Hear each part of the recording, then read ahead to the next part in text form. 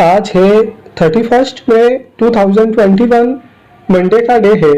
अगर आपने मेरा चैनल सब्सक्राइब नहीं किया है तो स्टॉक मार्केट की जेन्युइन इंफॉर्मेशन पाने के लिए मेरे चैनल को सब्सक्राइब कीजिए।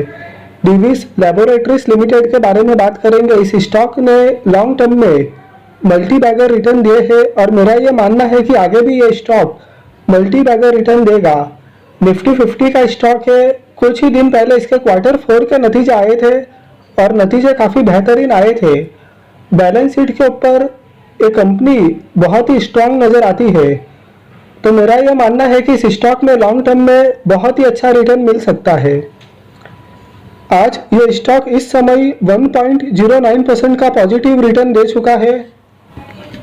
पिछले एक वीक में इस स्टॉक ने 1.60% का रिटर्न दिया है। पिछले एक महीने में इस स्टॉक ने 2.42% का रिटर्न दिया है। ईयर टू डेट मतलब कि 1 जनवरी 2021 से अब तक इस स्टॉक ने 8.30% का रिटर्न दिया है। पिछले एक साल में इस स्टॉक ने 73.70% का रिटर्न दिया है। पिछले 3 साल में इस स्टॉक ने 295.79% का रिटर्न दिया है और पिछले 10 साल में 972.21% का रिटर्न दिया है। तो लॉन्ग टर्म में एक मल्टी बैगर स्टॉक साबित हुआ है कि इस स्टॉक ने पिछले एक साल में 79% का रिटर्न दिया है, पिछले 3 साल में 295% का रिटर्न दिया है और पिछले 10 साल में तो ये स्टॉक ने 900% से का ज़्यादा का रिटर्न दिया है। तो ये स्टॉक लॉन्ग टर्म में बहुत ही मल्टी बैगर स्टॉक साबित हुआ है। जनवरी 2014 में इस स्टॉक का क्लोजिंग होता है 657 पर। जनवरी 2015 में इस स्टॉक का क्लोजिंग होता है 871 पर। ईयर ऑन ईयर बेसिस पे पॉजिटिव क्लोजिंग। जनवरी 2016 में इस स्टॉक का क्लोजिंग होता है 1140.95 पर। ईयर ऑन ईयर बेसिस पे पॉजिटिव क्लोजिंग। जनवरी 2017 में इस स्टॉक का क्लोजिंग होता है 700 पर। ईयर ऑन ईयर बेसिस पे नेगेटिव क्लोजिंग। जनवरी 2018 में इस स्टॉक का क्लोजिंग होता है 1039.40 पर। ईयर ऑन ईयर बेसिस पे पॉजिटिव क्लोजिंग। जनवरी 2019 में इस स्टॉक का क्लोजिंग होता है 1506.20 पर। ईयर ऑन ईयर बेसिस पे पॉजिटिव क्लोजिंग। जनवरी 2020 में इस स्टॉक का क्लोजिंग होता है 1952.30 पर। ईयर ऑन ईयर बेसिस पे पॉजिटिव क्लोजिंग। जनवरी 2021 में इस स्टॉक का क्लोजिंग होता है 3369.85 पर। ईयर ऑन ईयर बेसिस पे पॉजिटिव क्लोजिंग और इस समय यह स्टॉक ट्रेड हो रहा है 4166 पर। तो इस स्टॉक ने लॉन्ग टर्म में बहुत ही अच्छा रिटर्न दिया है। जनवरी 2014 में स्टॉक ने क्लोजिंग दिया था 657 पर और आज के ट्रेडिंग डे में इस समय यह स्टॉक ट्रेड कर रहा है 4169 पर। तो इस स्टॉक ने लॉन्ग टर्म में एक मल्टी बैगर स्टॉक साबित हुआ है। फाइनेंशियल ईयर 2021 के क्वार्टर 4 के नतीजे कुछ दिन पहले ही आए थे, तो जानेंगे कि फाइनेंशियल ईयर 2021 के क्वार्टर 4 के नतीजे कैसे आए थे। रुपीस यहाँ पर लैक्स में दिया गया है और मार्च 2020 का कंपैरिजन मार्च 2021 से होगा और पिछले क्वार्टर दिसंबर 2020 से भी कंपेयर करके देखेंगे। टोटल इनकम मार्च 2020 में 1,46,644 लाख और मार्च 2021 में 1,81,171 lakh. Year on year basis पे अच्छी जंप और पिछले क्वार्टर की बात करें दिसंबर 2020 की तो टोटल इनकम था 1,72,076 लाख। तो क्वार्टर ऑन क्वार्टर बेसिस और ईयर ऑन ईयर बेसिस दोनों में टोटल इनकम में बहुत ही अच्छी जंप है।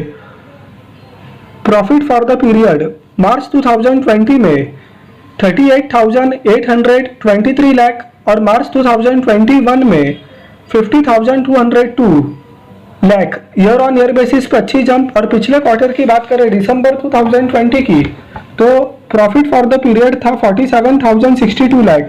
तो यहाँ पर क्वार्टर ऑन क्वार्टर बेसिस और ईयर ऑन ईयर बेसिस दोनों में बहुत ही अच्छी जंप है। ईपीएस मार्च 2020 में 14.62 और मार्च 2021 में 18.91। ईयर ऑन ईयर बेसिस पे अच्छी जंप और पिछले क्वार्टर की बात करें दिसंबर 2020 की तो ईपीएस था 17.93। क्वार्टर ऑन क्वार्टर बेसिस भी बहुत अच्छी जंप है। तो ईपीएस में ईयर ऑन ईयर बेसिस और क्वार्टर ऑन क्वार्टर बेसिस दोनों में बहुत अच्छी जंप है।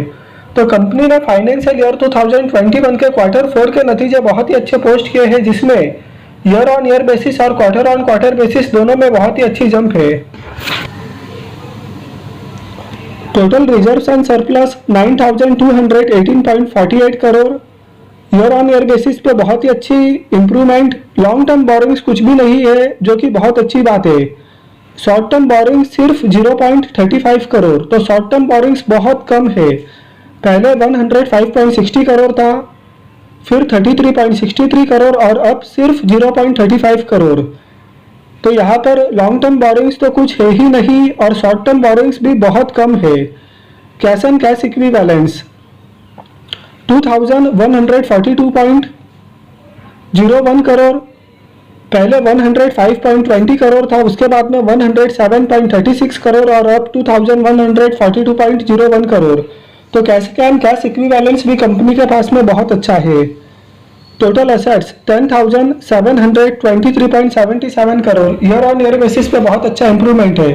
तो बैलेंस शीट के ऊपर कंपनी की सिचुएशन बहुत ही अच्छी नजर आती है कि लॉन्ग टर्म बोरिंग्स तो कुछ है ही नहीं और शॉर्ट टर्म बोरिंग्स भी बहुत कम है। तो इस कंपनी को ऑलमोस्ट एक डेब्ट फ्री कंपनी बोल सकते हैं। बहुत ही स्ट्रॉन्ग सिचुएशन बैलेंस शीट के ऊपर इस कंपनी की।